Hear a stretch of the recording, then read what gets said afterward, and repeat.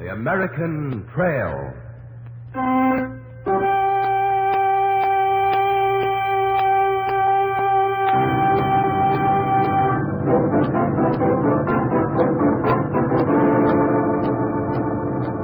The American Trail. Blazed in blood. Defended in blood.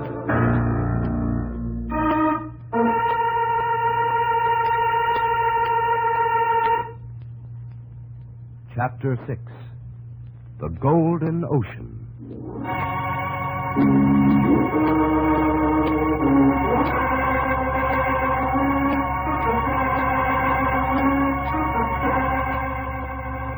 Seems to me I can still see the covered wagons. The way they rolled along the Cumberland Road, heading west. Only when me and Kathy crossed into Illinois, we went alone. Me driving the two horses and Kathy sitting beside me on our wagon. Just the two of us. Me and Kathy used to have a piece of land in the Virginia Valley. When we decided to move west, I saddled a horse, went around saying goodbye to my neighbors. There was Cyrus McCormick. His folks had a big farm in the valley, big enough so they had their own blacksmith shop. That was where Cyrus spent most of his time, bending pieces of iron into all kinds of queer shapes. You still fooling around with that contraption, Cyrus? You'll see. Sit down, Jeff. Use that barrel. I reckon I'm not staying, Cyrus. Well, there's cider in the pitcher. Help yourself. Got time for that, anyhow. Jeff, I think I just about got this machine figured out. That'll never do a man's work, even if you do get it to run. It'll do the work of 20 men in a quarter of the time. Jeff, there's a need for this machine. I don't see no need for it. Oh, listen. You know when my folks first came to this country? 1743, going on 90 years ago. Well, what about it? We're still plowing and reaping just the way they did when they first came here. Oh, what's wrong with that? I'll tell you something else. We're still plowing and reaping the way people did 4,000 years ago. There can't be much wrong with it. Jeff, fellas like you make me tired. Farming ought to be made much easier and quicker. A man who's worth his salt doesn't want things made easier for him. Jeff, when I've got this machinery for working, I wouldn't sell you one if you begged me for it. Cyrus, you'd have to travel a long way to sell me one. Me and Kathy, we're leaving here. Leaving? Where are you going? Out west. Virginia's fine, Cyrus, but it ain't big enough for me. A few days later, me and Kathy set off. I can't even remember all the places we went. Ohio, Indiana, some states that only had a handful of people. No roads, hardly anything you could call a town. Just every once in a while, a little cluster of cabins. On all that land. Then we moved even further west, into Illinois. Nothing but plains. Plains. When are we going to see some people? I'll forget what people look like.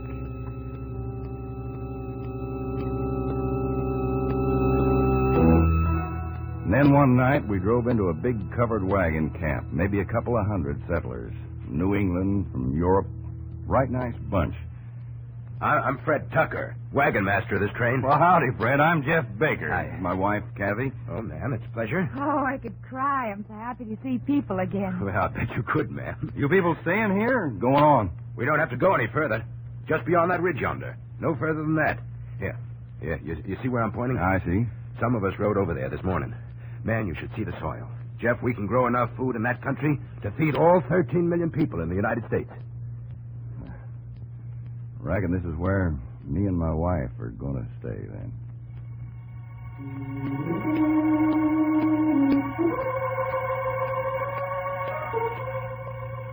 It was the middle of summer when we moved in on the Great Plains.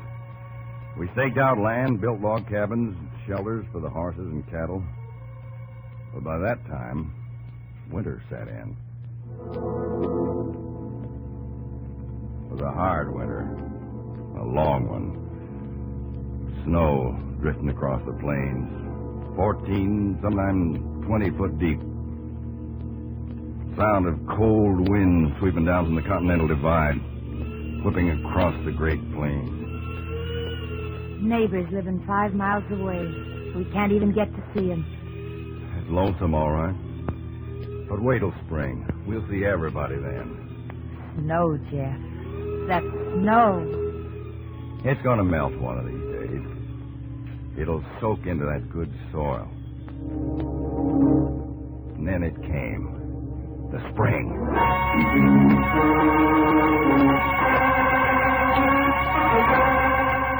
The real hot weather hadn't set in yet. It was just right for hard work. The two horses had grown fat. They wanted to work. They wanted to be hitched up to the plow. They wanted to feel the soil under their feet.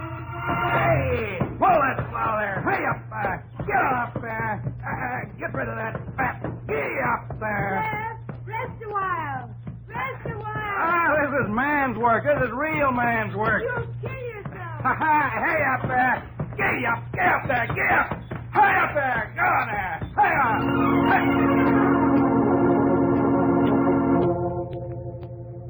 And it was summer.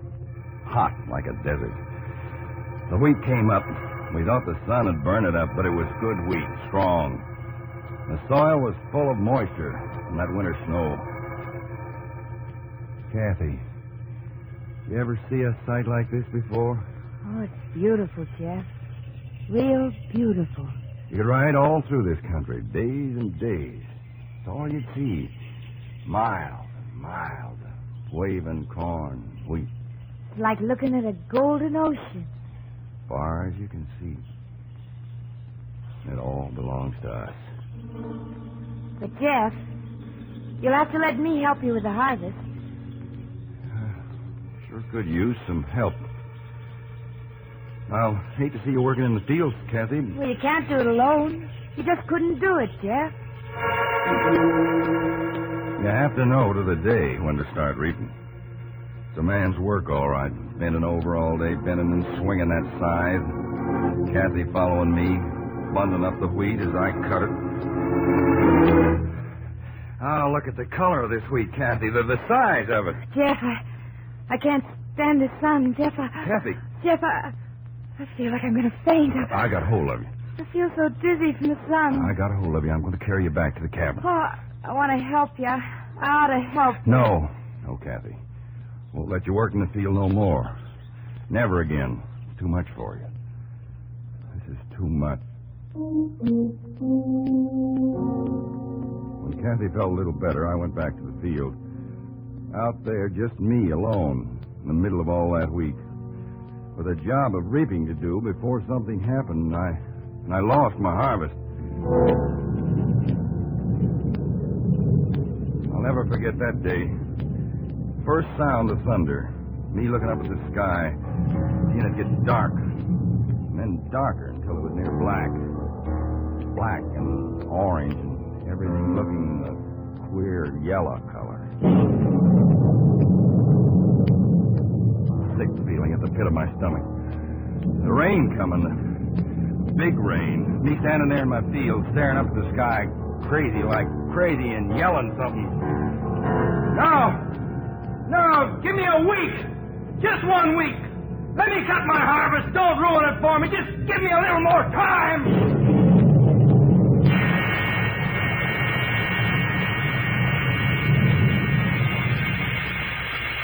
Solid sheet of water. Like somebody had opened up the sky. I just stood there. Seemed like my wheat wasn't there no more. All flattened out. Oh, Jeff. It's all gone. The harvest. Gone. Ruined. If only we'd have a little more time. If only I could have had that wheat cut before it happened.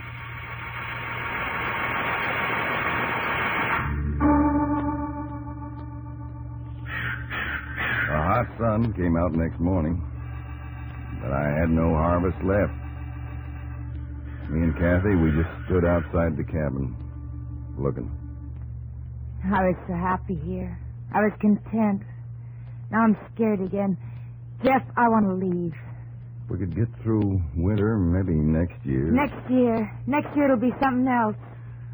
Hey, Kathy, we need some help. If we could only get it. Where are you going to get anybody to help you? Yeah, you're right. I know you're right, Kathy. Only we're still pretty young. Well, we won't be much longer. We'll be old before our time. Jeff, let's go back. Anywhere. I don't care where. Just so we don't stay here. It's too big for us here. It's too much for one man.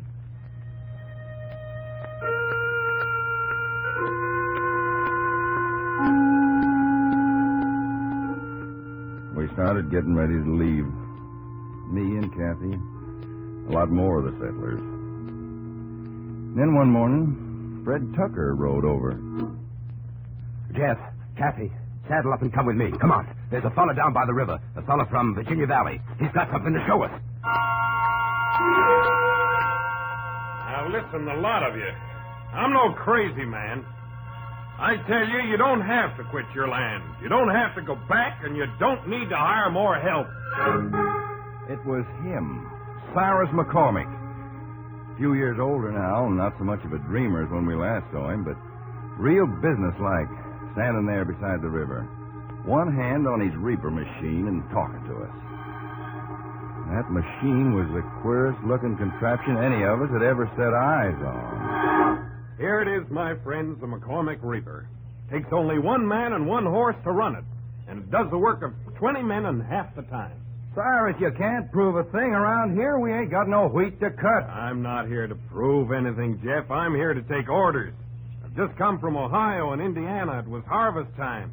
I demonstrated this same machine to a lot of farmers back there. They saw how it worked. You sold your machines to them, Mr. McCormick? I took orders.